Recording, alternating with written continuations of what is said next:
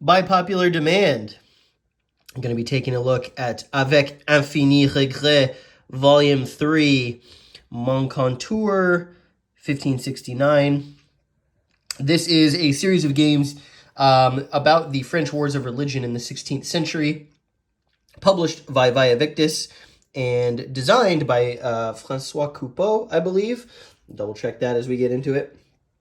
But here you can see this is a tactical game set during the 16th century. We're talking Musket and Pike era. And in fact, it is, I guess, technically part of the Musket and Pike series, although it is a modified form of that particular rule set. It's a little more streamlined, a little simpler than the actual Musket and Pike series, and typically a smaller footprint as well. We're talking about, although you wouldn't know it from this map, which is technically two maps, but it makes a full-size map.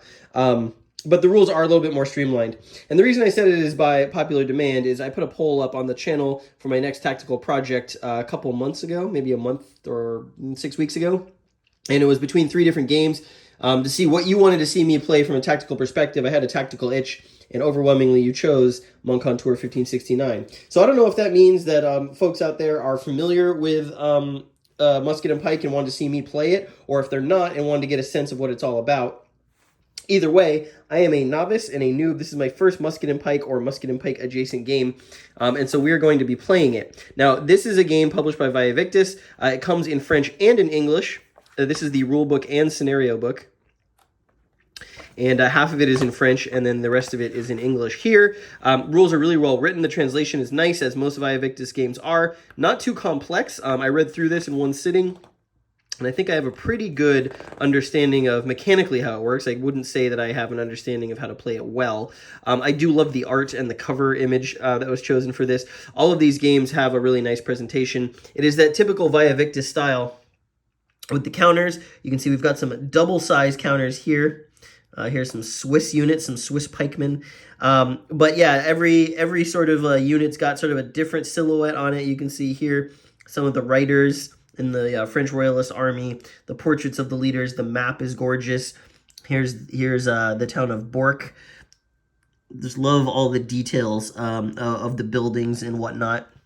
Victis production, one of my favorites in wargaming. Everything is just very pleasant. The color palette, the art, the user interface, all of that is really good. So we've got a 12-page rulebook here that comes with the folio, and then the player aid, which is right here. You play the entire game off of this player aid. It's not very complex, at least on paper. French version on the back. And then here's the counter tray with everything going on. So we'll move off to that to the side. So if you've never played Musket and Pike before, we're talking anywhere from sort of 1500s to 1600s. Ben Hall has designed several. And then this game, I told you I'd tell you who the designer was. They took Ben Hall's design from an old Victis game. And let's get to the English section of the rules. And I will tell you who the designer is. By the way, this is volume 3. Other volumes in the series come potentially with more battles, more scenarios. This one only comes with this one, but it is double large. So the original rules were by Ben Hall, and then it was adapted for Victis by Florent Coupeau, excuse me, not Francis. Florent Coupeau and Laurent Closier. So they've adapted Ben Hall's Musket and Pike system for the Wars of Religion. And this is what we have. So I'm very excited to play this. Generally speaking, Musket and Pike, it shares a lot of similarities with something like Great Battles of History or Men of Iron, but there are some key differences. And among those is the order system, right? So in this particular, in the full Musket and Pike series, I believe there's 4 different orders that you can give to your wings, your battles. And in this game, there's only 3. But the general concept is that each army is going to be broken up into different wings, and each wing is going to have their own commander. You can see here we've got the Royalist Catholic, one of their wings down here. We've got another wing of Royalist Catholic over here, mostly cavalry. We've got their leaders. Here we can see this, this battle is commanded by Tavannes. Down here we have got, who is this? This is Montpensier. Here, he's in command of this wing. And then we've got the overall French army commander, Anjou. There's some special rules about him, Henri d'Anjou. about what he can do on the field of battle. But in general, I thought this would be a good starting game. One, because it is a single scenario. Don't have to worry about all the complexities, multiple scenarios. I can learn the game. But also, only 2 wings for each army. So the white are going to be the Huguenot Protestants. They're also going to have 2 wings. And both of the wings are going to kind of face off against one another here. Now, each wing, every turn, and by the way, this is a up to 8 turn game, each wing is going to have an order selected for it. And in this particular version of the Musket and Pike rules, there are 3 orders. There is march, there is charge, and there is rally. And when you put your wing into that order segment, it affects every unit in that wing. So unlike, say, Men of Iron, where you activate different formations and can do what you want with them, once you've locked in a wing for an order, they're going to continue to carry out that order until you change the order. And that's going to involve a die roll. And there's a matrix here that shows you how easy or difficult it's going to be. So if you're in charge and you want to go to march, you need to roll a 2 or less. And there's some modifiers to that. How good your commander is will affect that. But once you've essentially sent a wing into combat, they're going to be stuck in that order until you get a chance to change it. And you may never change it. It may be very difficult for you to change it. And so you're going to lose sort of the perfect knowledge and tactical flexibility that something like Great Battles of History or Men of Iron might provide you with this order system, kind of representing the chaotic nature of the combat.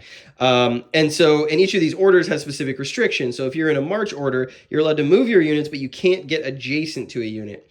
If you're in charge order, you must move as close as you can to the closest enemy unit that is, I believe, in your line of sight.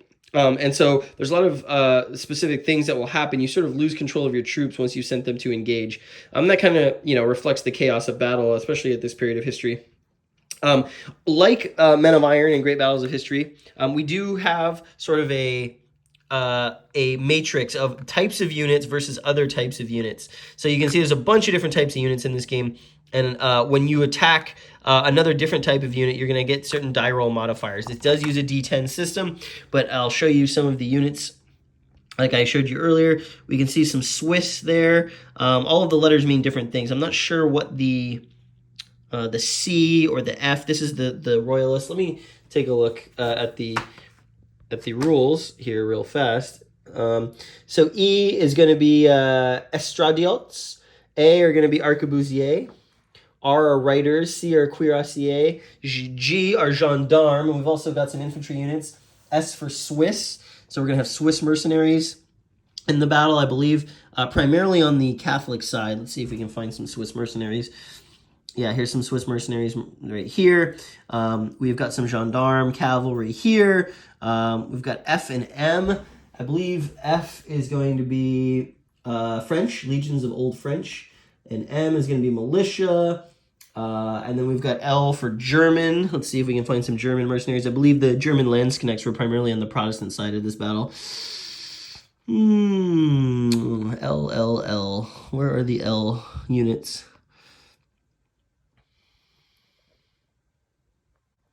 Well, clearly I have some research to do in sort of looking at sort of the tactical permutations of all the units as soon as they close to engagement. There's a lot going here. I can't find specifically everyone right now. But I do want to study the map and figure out how I'm going to approach this game, how I can play it well, and we'll see what happens. Now, historically, this was a pretty bad defeat for the Huguenots. They had just abandoned or struck the siege of Poitiers. They were sort of maneuvering to sort of get into a better position for this army they knew was around them. And the German mercenaries of the Huguenots decided that they were not going to move until they got paid. And so they were delayed in getting a march going. And then the French army snuck up on them on their flank and sort of directly here. And so the Huguenots were in sort of a hurried rush to like swing around and protect their lines on this field of battle. And then it was pretty chaotic, and the Huguenots kind of held their own for a while, and then there was command difficulties, confusion about who was in charge of what, troops moving across the battlefield, and eventually the Catholic Royalist forces won the day. They cut down most of the infantry, especially the German mercenaries that were in the employ of the Huguenots as they were trying to cover the cavalry retreat of the Huguenot army. So it was a pretty good Catholic victory.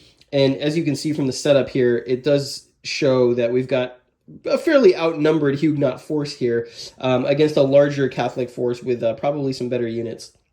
that are, see if we'll get a historical result. We've also got artillery, by the way. You can see here we've got artillery here, we've got artillery here. Notably, they cannot move. They are fixed in place. They do have an extended range, though. So, a lot of the maneuver here is probably going to be to get out of the artillery cone of fire. What else do I have to say? I guess I should take you into sort of what we're going to try and do with each side, or at least in theory. And then I'm going to start playing, and I'll show you kind of how it works as I fumble my way through the rules and the sequence of play and get going here in 1569. All right, so from a game perspective, this should be a pretty easy one to figure out. Basically, we're just going for elimination. You score victory points for eliminating enemy leaders and enemy units on a scale. More casualties, you're probably going to win. So it's just going to be an all-out brawl between these two forces. The one thing I did want to mention here real quick is this unit here. This is the two princes. Now, historically, at the beginning of the battle, Coligny ordered them to withdraw with a personal guard, and that demoralized the Protestant troops. So the special rule with them is that they give +1 morale to every unit within 3 hexes of them. And I believe if they are eliminated, every unit in the Protestant army loses 1 morale. They're always in command, and they can never charge. So if this wing gets a charge order, they will not be in charge. And that's basically it. We're just going to brawl, and whoever comes out on top is going to be the winner on victory points after turn 8. So what I need to do to start with is I need to randomly assign orders to each side's 2 wings. Now, obviously, if you're playing head-to-head, your opponent won't know. So I might come up with a double blind system here myself, where I might make it random. Obviously, the Catholics have the superiority of numbers, and they probably want to attack and kind of run, especially this cavalry over here. They want to run through the Protestants on this side of the battlefield. So we might do a charge order. It might make sense to do a charge order on this first turn, or I might make it random, 50-50 chance. No one's going to choose rally on the first turn, so it's going to be 50-50 for each wing. But I do want to look at the unit types, cross-reference, and see who's got the advantage in terms of weaponry and that kind of thing. So I will set that up and get going, and then I'll show you as we're into the action where we end up after the first turn. Okay, so we revealed the orders. I ended up not doing it randomly just because there's some certain things that didn't really make sense, and I chose the orders that made the most sense for each side. So we have got Tavannes over here, Tavan, in a charge order. So he's going to send his cavalry and try and break the Protestants early. The Protestants chose march. And now the other wings, we got a march and a march. So we've got 3 marches, but this wing here is going to charge. Now, the way initiative works in this game, whichever side has the most charge orders is going to activate first. And if it's a tie, it'll be whoever has the better commander. And if it's still a tie, then you roll off, I believe. Now, this wing is the only wing with a charge, so that means they're going to activate first. However, when you go to activate a wing, the opponent has a chance to preempt that activation and try and sort of interrupt and go first. And so in this case, I was thinking, well, it might be worth trying to have this wing go first and pull back, knowing that this cavalry is going to want to charge across. And if I can pull back and increase the distance, I might be able to separate the cavalry from the infantry and maybe disrupt this formation's huge, massive force. Now, the only downside, so if you go over here and look, we currently look at what order we're in with that Protestant wing. We're in march order. In order to preempt, I need to roll a 3 or less, but I do get to add the command value of the commander of that wing. And that commander of the wing is the Duke of Orange here. His command value is only a 1, so it's only a -1 to that roll. And I would need to roll normally a 3 or less, but with that -1, I would need to roll a 4 or less. Now, the risk of doing this is that if I fail, then he is out of the turn order. He's considered basically to be activated. He won't get a chance to take his turn on this first turn, and his formation will be locked in where they are. Now, is that the worst thing in the world? I think that could be pretty bad if the cavalry come around and flank around the right side, or their right side. So I'm not sure. Is the risk, is taking the cavalry charge, receiving the charge, and then trying to counterattack with some of these backline units worth it? Or do I try and preempt? I mean, it's a 40% chance because it's a D10, 4 or less. And then I can move back and maybe stretch the cavalry out a little bit. I don't know. I'm going to have to think about it. But those are some of the early decisions that I am faced with here at the Battle of Moncontour. Okay, we've got our first contact along the line as Tavan formation, his wing, approaches the Protestant position. I chose not to try and preempt. I felt like that was too risky. I feel like trying to stand against the charge might be the smarter option. We had an artillery barrage come across against the formation to no effect from the Royalists. And we had all of these gendarme cavalry move in. We're trying to envelop them here on the left. But what I want to call your attention to is this. The first two units in contact, we've got a Royal Gendarme cavalry unit here against this arquebusier, if I'm going to be correct about it, unit here. And so a couple things happen here. So this is a very interactive system. There's a lot of action windows where you can respond to things that are happening. So when this charging unit got into this hex here, this unit could then try and do an intercept. And when you intercept, you're attempting to sort of blunt the movement or stop the movement in your engagement zone, or otherwise known as your front hexes. So this cavalry unit has an engagement zone of 2 hexes through its frontal hex sides. And so when this unit got here, we tried to do an intercept to stop this because they knew it was going to be a charge, and they failed. And so they were not able to intercept the cavalry movement that was here. Then this unit continued moving, and because it moved across 2 hexes of clear terrain without changing facing, it received a charge marker that's going to give it a +2 in the combat that's about to take place. But this is an arquebusier, and that means that it does have range fire capability. And so when we enter that frontal fire zone here, this unit gets defensive fire. Now, if it had successfully intercepted, it would not have gotten defensive fire. You get one or the other per triggering action, I guess you would call it, according to the rules. And so if this had backed up and we had intercepted here, that would have ended this movement, and that would have been the end of that. But because it failed, and then we had another move as part of this charge here, we now get defensive fire. So to do fire, we're going to roll a d10, and we're going to look at the CRT for fire. So modifiers here. Infantry is not firing on cavalry defensively, so no modifier there. We're not spending additional movement points because we're doing defensive fire. We're not firing on the flank or rear of an enemy unit, and there's no terrain. So it's just going to be a flat d10 roll. Now, if we look at the arquebusier unit, we see that it's got a 7 fire value. So I need to roll a 7 or higher in order to hit. And I do not. I fail. Defensive fire is ineffective. So then we are going to move into the melee combat portion of this. This is where the attacker, I believe, is going to, I think it's the attacker first, determines who they're going to engage with, who they're going to attack. Well, obviously here we're going to attack this arquebusier unit. And then if there were multiple attacks and the attacker chose not to do any melee, the defender can then respond and choose to do melee where he is engaged, I believe. But in this case, we're going to have this one combat here. We've got the charge marker, and so I am going to take a look at the modifiers, roll that up, and tell you what happened. So ultimately, this is a pretty good attack for this gendarme. He's getting +5. It would have been +3 without the charge, but that +2 is huge. He's getting +5 on his attack. He's in a favorable class advantage. Gendarme versus arquebusier get +1.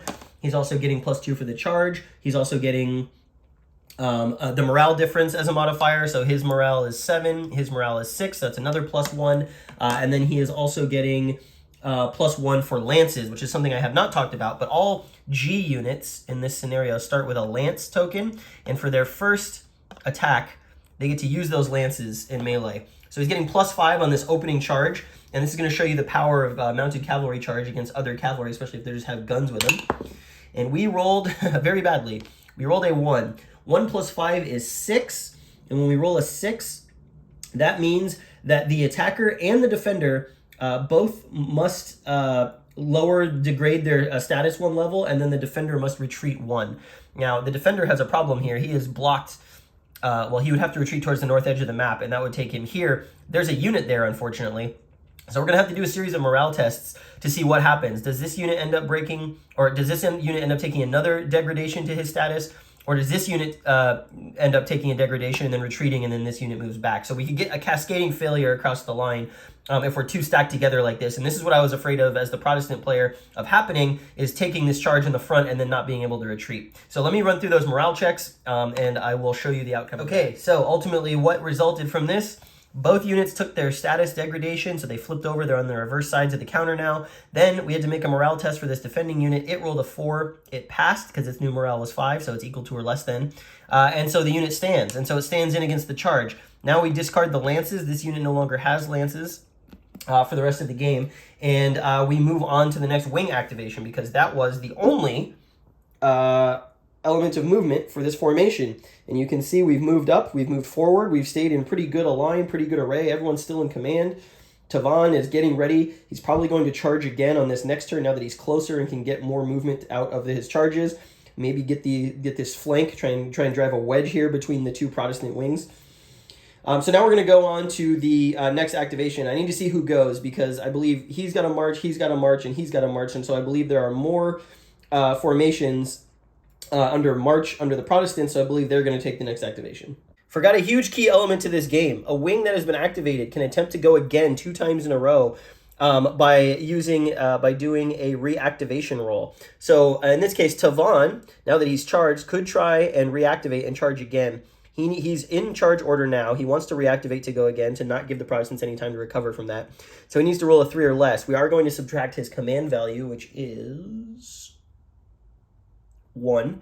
So that makes it, we need a 4 or less. And yeah, and these other modifiers don't count. So let's roll up Tavan and see if he's going to get to go again. We need a 4 or less. We got a 4. So this royalist wing is going to get to continue moving and activating again. And that means that all of these gendarmes are probably going to charge forward. They have to move at least 1 hex closer to their closest enemy. And so we're probably going to get a flanking charge here. We're going to get a charge here. And we might move up some of these units over here, these riders, just to keep an eye on the other Protestant wing because they're sort of offset, and we don't want them getting any funny ideas.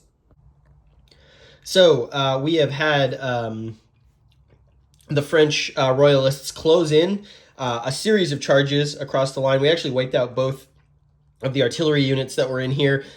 Actually, both sides got very unlucky with their fire combat. So we had these riders on the left flank come in, take some fire against those cavalry. We had this unit here do some fire against that cavalry. And most of it resulted in no effect. I think 1 fire combat resulted in a loss and a degradation of the unit. But either the fire combat failed or it succeeded, and then the morale test that followed was successful. So the Huguenots, the Protestants, standing in pretty tough against that opening salvo.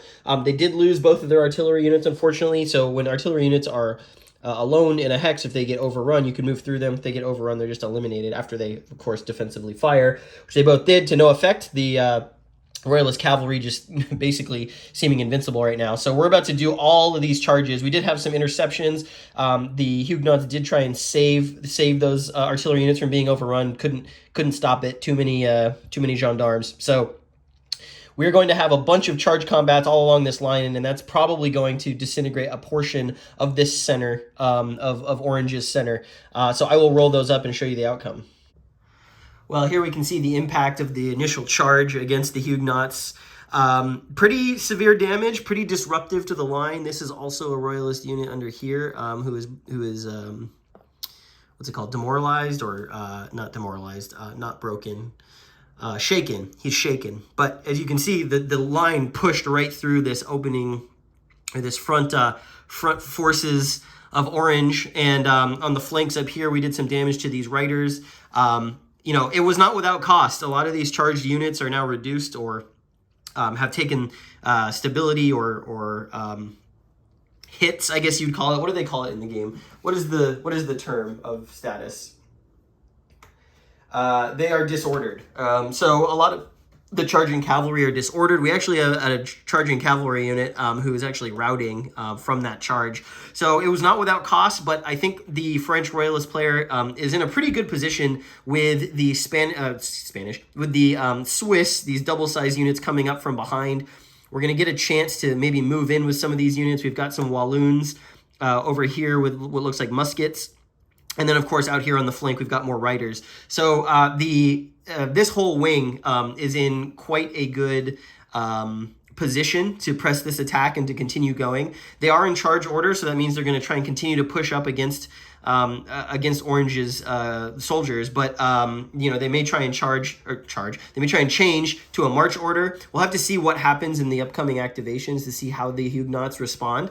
But overall, initial impact, initial engagements looking good for the French, for the Catholics. And we've yet to even get over here to this part of the battlefield where it will be a little more interesting as we have various different echelons in position to come in from behind. I suspect the Huguenots will have a better go of it over here, given how many more troops they have in position to potentially slam into units that are weakened by these front lines. And we got a lot of different units over here as well. So far, I'm really enjoying the system, the way that it kind of showcases the attrition of the chaos of battle.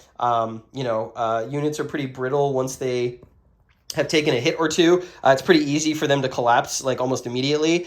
So units are really at their strongest in that first engagement, and whoever sort of finds the foothold there is usually going to find some momentum. Quick look at the dead pile.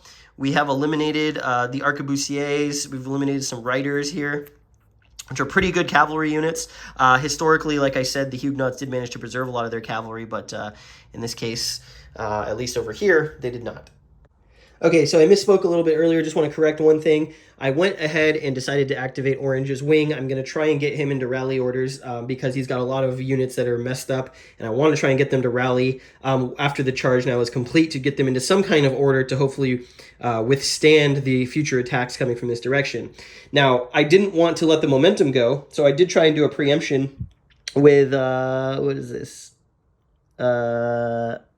Montpensier down here and Henri of Anjou.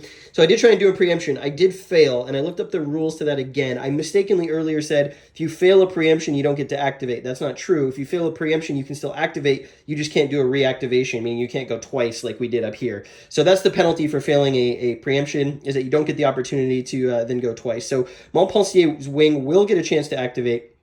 But first, we're going to go ahead and do Orange. He's going to try and get some sort of order amongst his lines. Then we're going to go to Montpensier. Now, I could have tried to activate, this is Coligny here to potentially come this direction, but I think he still would have tried to preempt anyways. And I'm more worried about, I've already lost a ton of victory points from the units here, so I need to stabilize this, I felt, before I went on the offensive here. I think these guys are going to be able to defend a little bit better. We have less cavalry over here, less heavy cavalry, and so we should be able to withstand the attacks here a little better.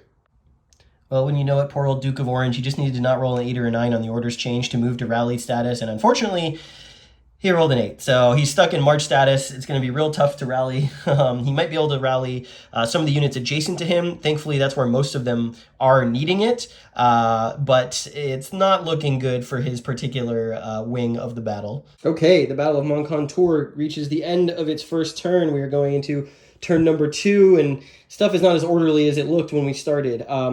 At the end of that first turn, the engagement here between Coligny and Montpensier got underway in earnest. What actually ended up happening is pretty interesting. Montpensier was in march. He moved his forces forward a little bit, trying to jockey for position along these sort of like higher slopes, the darker green, so that the enemy would have to attack from low ground, which gives a benefit to the defender. However, Coligny managed to change his order from march to charge, which is significant for a number of reasons. One, it allowed him to engage directly, and actually it was fairly risky for Coligny to engage in that way because he definitely does not have the better troops, but they got real lucky along the line in almost every melee combat they fought in. In fact, we even disordered some Swiss pike men over here with a cavalry unit, which is not typically what you're going to see when cavalry is charging 16-foot spears. But, the French trying to get around in this direction. He's trying to protect his flank while he drives through the center. But the upshot of him being in charge now, and so is interesting, and something I didn't really realize as I was playing. As we go into the next turn, the orders are going to stay the same. You don't choose new orders. You're always in a state of order once you get in one at the start of the game. And what that means is now each side has a wing that is in charge. We've got the French over here, Taven.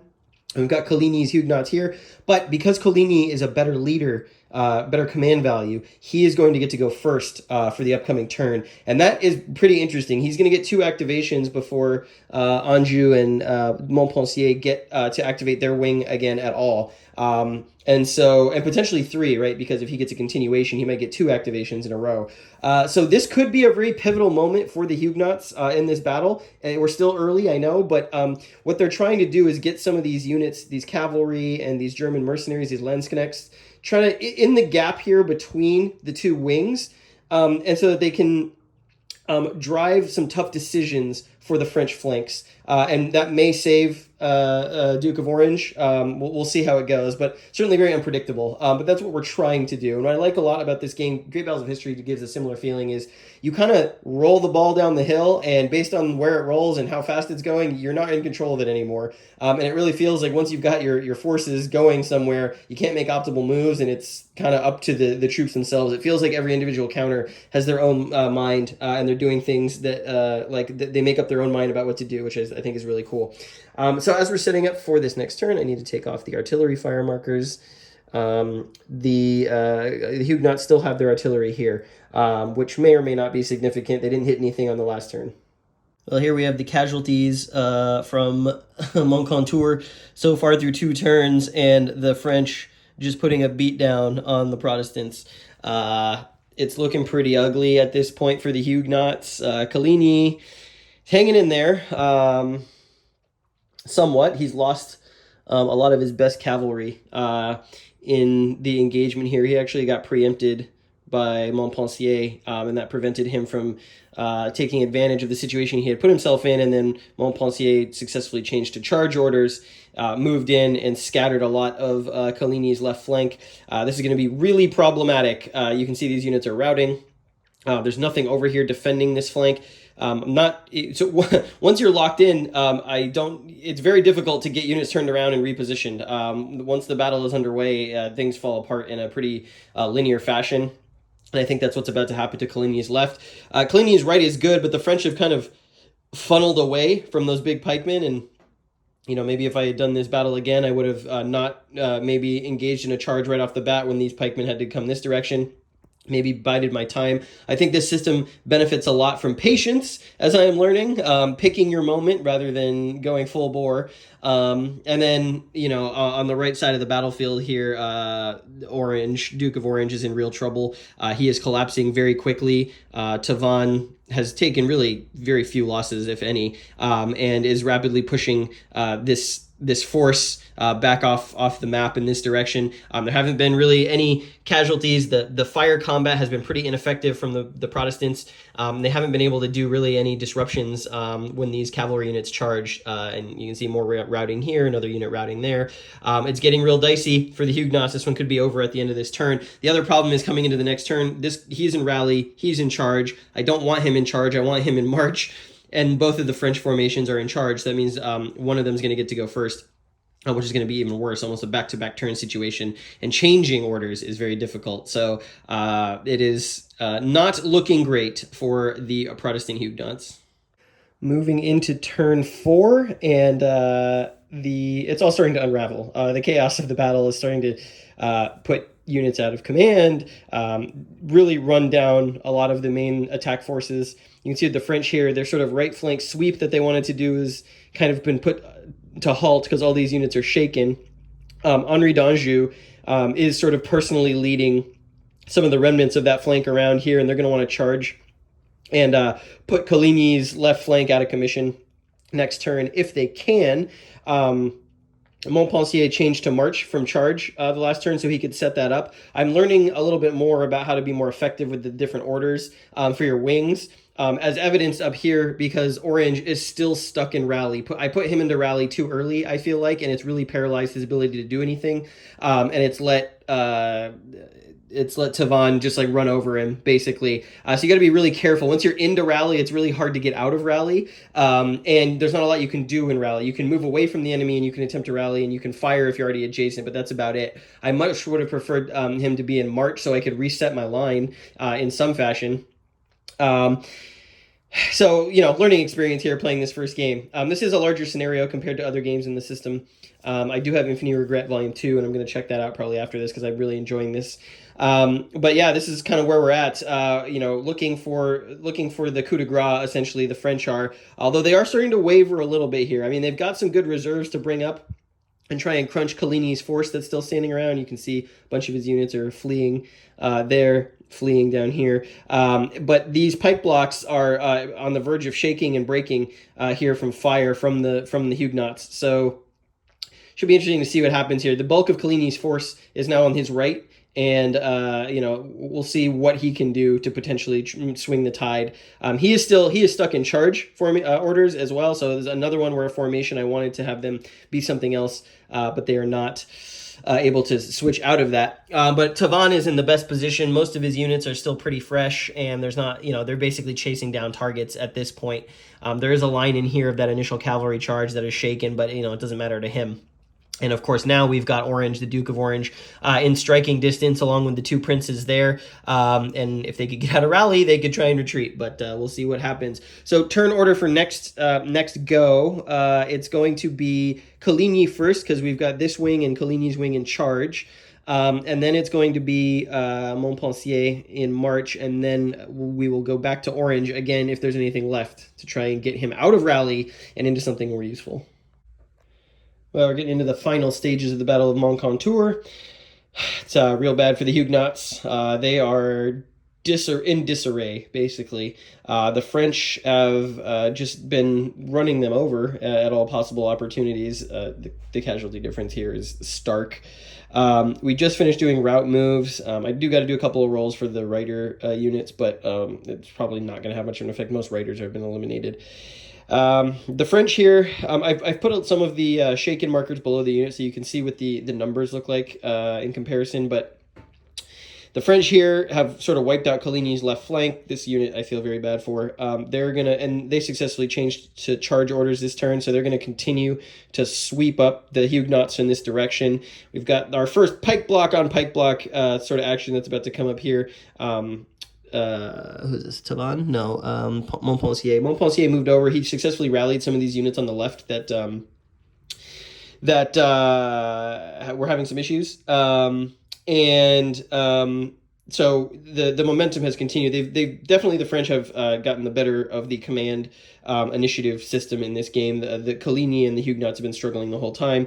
We've got more Huguenot units fleeing off the field. A couple of them did manage to rally, but they're shaken. They're going to be out of command. This whole right flank on Coligny's right is going to be out of command next time he activates.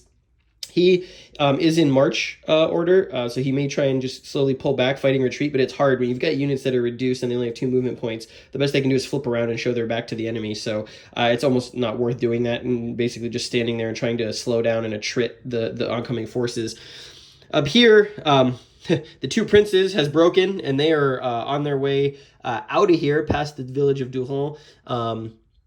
Orange has been desperately trying to get his forces to reform their line, to put some sort of impediment up to the French. And finally, so he's still unable to get out of Rally. He's been stuck in Rally. A huge mistake to put him in that so early. I should have. The flexibility of not being in Rally trumps the ability to get your soldiers back. I'll talk about this more in my conclusions, but the degradation of troops and the way that you use your command in this game to put troops in a certain mode is super important. It's how you're really good. It's how you're good or bad at playing the game. And I've learned a lot by playing this one. But you can see he's about to be cut down in detail. He's only got some infantry, a couple cavalry, and himself left. And now, because the Two Princes are broken, every Huguenot unit is at -1 morale. So I think it's almost all over, except for the mopping up for the French. Tavannes is... he's got more units than he knows what to do with, and he is actually in charge. He managed to put himself into charge, so we're going to get another clash there, maybe completely wipe out the Huguenot right wing or right flank, if you will. So we're going into turn 6, probably going to be the last turn of the game before I call it as a decisive French victory, but I will show you the victory point calculations and come back with my final thoughts. Well, we just had a clash between some German Landsknechts and some Swiss pikemen. I believe they're Swiss. In any case, Montpensier was leading the attack himself after he had rallied this double unit. We had our first double unit combat, and unfortunately, after the combat, we did manage to destroy this pike block, which is great. Unfortunately, we had to check our leader death, and we rolled the dreaded 9, and Montpensier loses his life in the battlefield. So he gets a replacement leader that I will get, and that is Chavigny, who is not as good, but at this point it doesn't really matter. We're just mopping up the rest of the Huguenot infidels. Well, okay, we made it to turn 7 of 8, so we played 6 full turns, and I'm going to call it there because the Huguenot cause is pretty much lost at this point. I just calculated up the victory points based on casualties. It is 47 points for the Royalists, 14 for the Huguenots. And this battle basically going, I would say it would go slightly worse than it did historically. I think the Huguenots were a little more circumspect with their cavalry, managed to get them out of there. In this battle, you can see most of the cavalry destroyed. And maybe I engaged too hard with the Huguenots in the face of superior numbers and unit quality.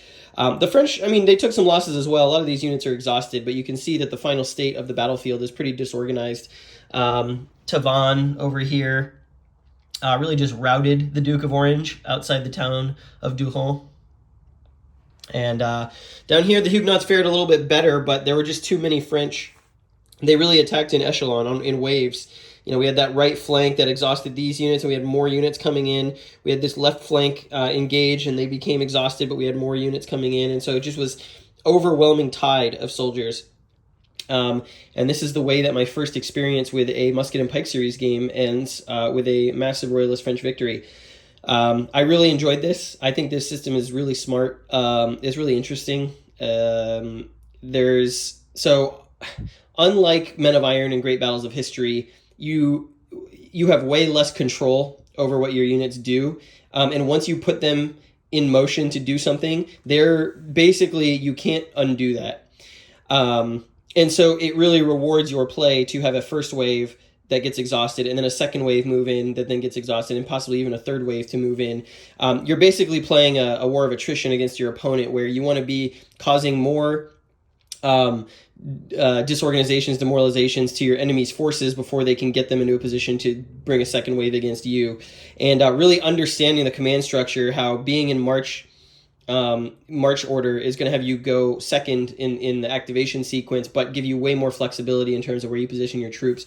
What you're going to wind up happening, or what I feel like will wind up happening, is the side that decides they're going to charge first, they're going to hit a wall, they're going to engage, they're going to degrade a bunch of the units on both sides, and then they're probably going to want to try and switch to march order to get the rest of those units into position so they can execute another charge.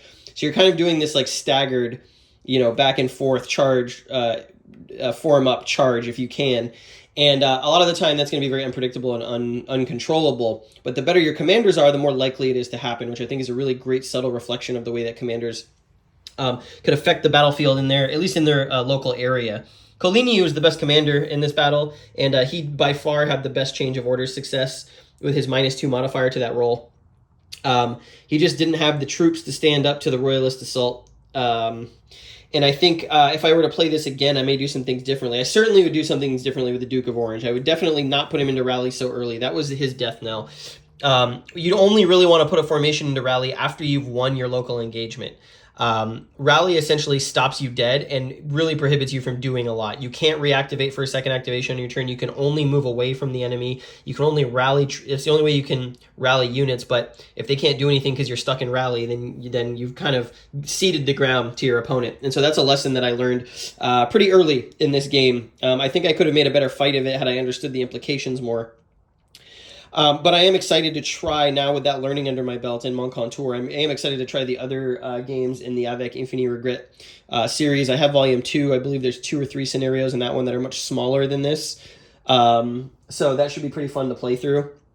Overall, I think this is a great series. I understand why people like it. I think it's the period of history is less well known, so I think that's why the series is less popular. But I think if you like tactical games, especially along the lines of Great Battles of History or Men of Iron, you should really give this a try. It's really smart. It's really cool. It's different than those games in the ways that you have to think about your command and unit movement. It's really more of a higher level. You as the player are much more in the level of the commander than you are in moving each of your individual troops around at any given moment. And because of that, you feel like once the wheels of a scenario start turning, you can only really kind of gently guide the boat rather than, hard to steer it. And whoever gets that trajectory right usually will probably come out on top. This is a great production from via Victis, Moncontour 1569, Avec Infini Regret Volume 3. It's a double-sized game, pretty large compared to what I was looking at in the other ones, but it does make me very excited to play some Musket and Pike proper now that I understand the core system and sort of build on that knowledge with some of the more core Musket and Pike titles that are a little more complicated. So yeah, thanks for watching this. I can't say enough good things about this. I'm not typically a tactical guy. I do like Great Battles of History and Men of Iron, but I think this was much more interesting, dynamic tactical experience than I was expecting. And I think because of that, I could see myself playing Musket and Pike a lot more than I have been up to this point, which is handy because the dual pack is out and it's been waiting for me. Thank you for watching this. Let me know if you'd like to see more Musket and Pike on the channel, or if you'd like to see me do something different tactically. There's 2 things I'm kind of focused on right now that are really capturing my interest. 1, tactical war games. And I've got a bunch in the queue that I could drop on the table. And 2, Age of Reason war games. So playing a lot of games about the War of Austrian Succession, 7 Years' War, War of Spanish Succession, stuff like that. And so I think for the next foreseeable future, I'm going to be playing a lot of games set in kind of that post-Renaissance period up to sort of the American Revolution. Anyways, I will see you in the next one. I'm not sure what that will be or when it will be, but if you have requests, let me know.